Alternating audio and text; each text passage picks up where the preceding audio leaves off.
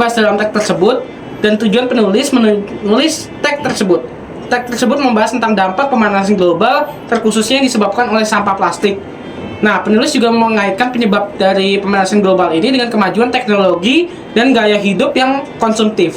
Tujuan dari menulis teks ini adalah untuk menghimbau masyarakat agar masyarakat tahu bagaimana mengurangi kebiasaan penggunaan sampah plastik dan menjaga kelestarian bumi kita ini. Pertanyaan nomor 2. Ciri-ciri teks eksplanasi dalam teks tersebut. Yang pertama, ada fokus pada fenomena. Menjelaskan fenomena yang terjadi secara ilmiah atau sosial, bukan pengalaman pribadi.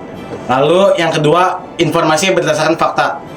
Teks eksplanasi selalu berdasarkan data, fakta, atau kejadian nyata, bukan opini atau asumsi. Yang ketiga, sifatnya objektif. Ditulis secara objektif tanpa melibatkan emosi penulis atau pendapat subjektif penulis. Yang terakhir, menggunakan konjungsi kausal, menggunakan kata penghubung seperti karena, sebab, oleh karena itu, akibatnya, untuk menunjukkan hubungan sebab akibat. Dampak dari gaya hidup konsumtif dari beberapa aspek. Yang pertama, aspek lingkungan hidup. Gaya hidup konsumtif meningkatkan sampah dan polusi karena produk yang sering dibeli seringkali tidak terpakai dan berakhir sebagai limbah. Plastik dan produk tidak terurai menyebabkan pencemaran tanah dan laut.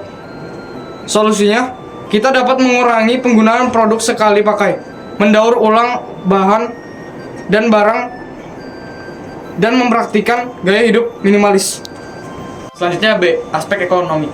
Kebiasaan konsumtif menyebabkan pengeluaran yang besar dan menambah beban finansial. Seringkali seseorang membeli barang yang tidak perlu, sehingga mempengaruhi kestabilan keuangan. Solusinya, kita membuat anggaran belanja berfokus pada kebutuhan, bukan keinginan, dan menabung untuk masa depan. Selanjutnya, C, aspek psikologi. Gaya hidup konsumtif dapat menyebabkan stres dan rasa tidak puas yang berkepanjangan. Hal ini membuat adanya dorongan untuk membeli lebih banyak demi kepuasan sementara, yang akhirnya menciptakan ketergantungan. Solusinya adalah kita harus mengembangkan kontrol diri, mencari kebahagiaan dari hal non-material, dan meningkatkan rasa bersyukur. D. Aspek agama.